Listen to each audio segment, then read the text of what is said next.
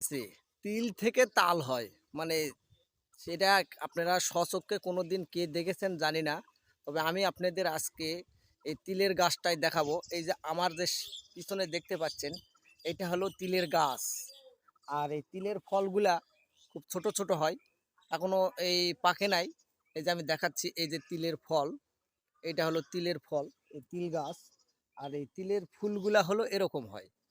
এখান থেকে মৌমাছি মধুও সংগ্রহ করে।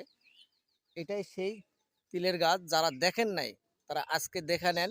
এই যে ভালো করে তিলের গাছ, তিলের ফলটাও আমি দেখালাম।